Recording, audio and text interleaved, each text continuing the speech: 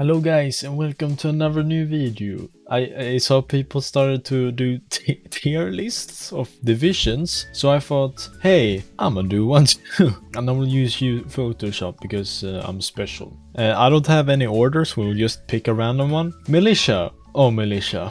What can I say?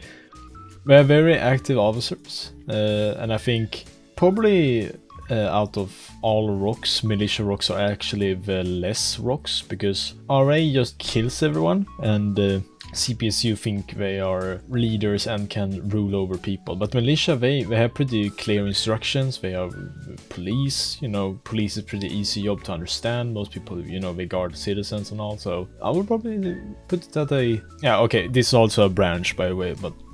Okay, next one. OMON. OMON is... I love OMON. I love how it's placed out with different branches inside OMON. They have very nice officers, members. They seem to be very chill people. I will actually put it up here as one of the best divisions, honestly. The next one is Red Guard. Now, I've been a Red Guard for a very short amount of time. I enjoyed the duty, but not the officer corps at the time. But, that's irrelevant now. They are very chill, always do their job very good. They don't talk, which is a privilege almost. And I still stand by my point, but if I had to join one division, except TSM, I would probably join Red Guard, honestly. So I will actually also put it up in the best divisions. Biopreparat.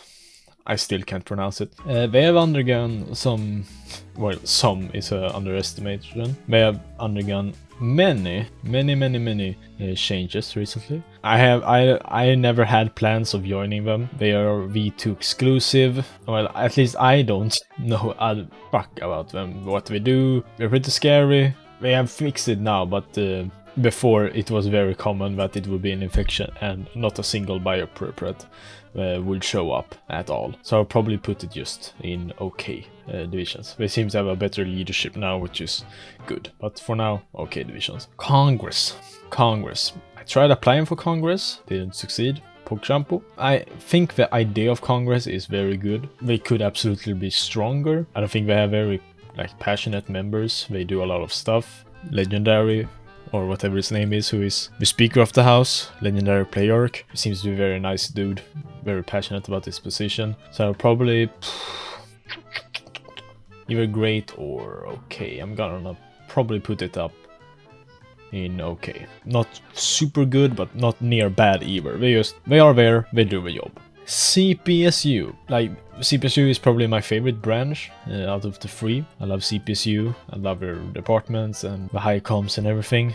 They have a pretty good amount of rocks, and it has absolutely some... I would probably still put it besides militia, because what militia wins in rocks, CPSU wins in flexibility. They have you can do so much in CPSU. It's the branch with the most type of events, the most social events. Yeah, I think CPSU is... They are different, but still good each. MOD. They have undergone many changes recently. As many other divisions. I haven't really seen what they have. Viking Law hasn't still explicitly said what they do. More like just that they have a room at the border and stuff. Their duty is still kind of a mystery. I haven't seen them have much influence over stuff. But I can't really put it in improvement because I don't really know what their job is still. So I probably just put it on okay divisions. You don't hear from them as much, and you never see them online. Very seldom. TSM. Now, okay. People can say I'm biased because, I'm a part of this division. The TSM, as with OMON, has very many branches, very many duties and stuff. I honestly think it's great because also, compared to many other combative branches and divisions, TSM is the most unique one, It's the most unique one. No division is close to what TSM does. And thus, I think it actually is one of the best divisions, but only for a certain amount of people. TSM isn't for everyone, but it's something that everyone can be enjoyed by. The services can be used by anyone. Red Army, I definitely think it needs improvement. They're making this army, what's it called? Army Education and Enrollment Command. Really think that we need stuff like this, and well, I'll come back to TFOC because I think they have a large, very large part into where Red Army is. But officers are very good, but you know, there is much stuff with development and information and tutorials and stuff that needs to be, it just needs to be improved. It's no question about it. KGB, I don't know much about the KGB. I know that their main job is to, you know, keep the community clean, no one breaks the rules, no corruption, you know, the normal deal.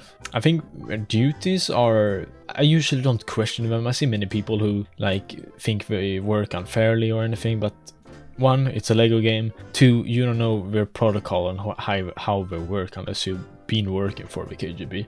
And they might have changed it if you were a very old member. But I think they seem to be effective at what they do, especially to the few amount of people that are there. So they seem to be they use their time very effectively.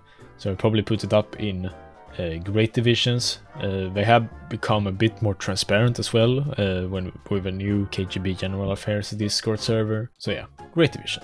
109th Infantry. I haven't had much experience with this before I joined, because this is a V2 exclusive, but I've been playing a lot of V2 recently, and I've met thus many 109th Infantry. Now, this guy have very, very great officers, or NCOs, or whatever you call it. Very nice members. They seem to be very active, you know, good at PvP. Command structure seems to be not corrupt or anything. But there's not, you know, I've seen people make this argument also. 109th is just Thief Rifle, but in V2. But Thief Rifle can also be in V2. So I think because it's a good division. Like if you want to start somewhere, 109th is a good place to start at. If you want to be in a combative division. I probably put it in great because their duties are not unique, but they're good at their job. They have a good structure, good officers, and great members.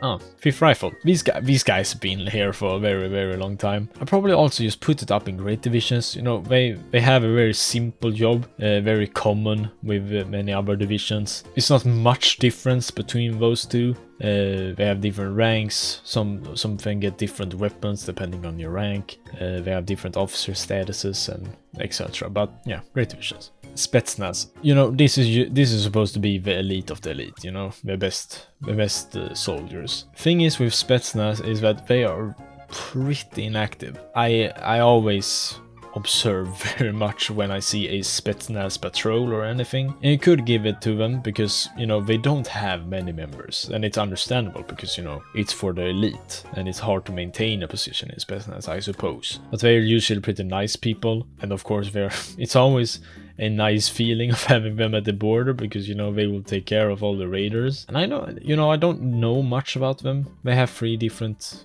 regiments or whatever you could call them, operation groups. I think Alpha, Smirch and Wimpel. I will probably put it in okay divisions. I don't know much about them, but I would probably put it in okay divisions. It isn't super great, but it doesn't need improvements. It's good at this. CRU. Now these guys are pretty much just RRU, but RA and border.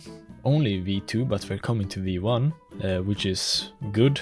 I don't know why they don't take in 109th as well, but well, CRU is coming to V1, and that will be very exciting. Of course, you don't see them much because they're often on the roof or outside behind some barriers. It's kind of the spirit of support that you don't know how much they contribute because they kind of work in the shadows. They're pretty active still. I'll probably put it up in great. It's not the best. They are good, and I think, you know, when I at least see them in combat, they have sniper skills. Okay, it is time for our favorite division, TFOC. Now, I have much to say about these guys. First thing is, they have an extraordinary important duty. They are pretty much, as of now, I hope the new Army and Education and Enrollment Command will put some weight off them. But they are, according to the divisions at least, the sole helper and guidance from RA. They are supposed to tell them where their posts are, how they should act, where they can go and cannot go. The thing is, they do, at least from my experience, they do this very, very, very poorly. Because we're to say that a new guy joins V2 and he just walks around, doesn't have a clue where he's supposed to be, what to do, and all this guy says is post. Go to your post. or don't go outside. I have seen people who like, oh, wait, I have a question, and whilst he's writing his question, TFOC says 3, 2, 1, and then kills him. Which, you know, which only makes people want to leave the game. Like, honestly, it's not fun. And that's why I kind of make my guide videos, because I think that you enjoy the games most when you understand them. People who don't understand V2 or how the game works, they won't be in it. You don't want to play a game that's not funny and is not understandable. You know, that's not attractive to new users or newcomers at all. So I definitely think that it needs to be reworked. Also, the attire, it isn't like welcoming at all. The new attire for the army enrollment costume, for example, this seems much more friendly. You know, they have blue, the design shows that they're experienced. They don't look scary. That's the most important thing. I, as a TSM, gets more questions than RA, MRs or divisions, because we don't look scary, or we talk a lot, so they know that we are not like Red Guard or Spetsnaz, which we can talk but no answer questions. I think TFOC needs to be more guidance and helpers than just putting people in their place, not knowing what their duty really is, and then just expect them to do their job. You know, some people troll with TFOC a lot, that's another debate question, but I think the most important thing is that I see so many new people who don't seem to be trolling. They are being like they're just trying to like rank up. They just being cuffed to a position, and then after 2 minutes they start moving again, because they don't understand that they're supposed to stay there, because they don't, it's so unclear. Some of them say like, stay on your post. They have to have a clearer mindset of how to manage it. I think that junior TFOC members are kind of more helpful than senior and up, because if I remember, senior has cuffs and junior and normal don't have, because they can't just cuff someone to their post. We have to just tell them and explain to them why they have to go to the post. And I think that is much more helpful and just better for the relationship between the RA and divisions. Because if the RA don't respect TFOC, they won't follow their rules at all, you know. And back in my day, when TFOC didn't exist, or in V2 border, it was the MRs who taught the Red Army stuff. You know, how to act, what to say, what to do, when, given information about the border procedures, etc. And I think that relationship was much more helpful. You know, a captain and initiate, of course, they're different ranks, but they're still like the same breed, if you could say that. So I think the initiate would be much more open forward than when we see someone who looks like them, but a bit more experienced because of the cap.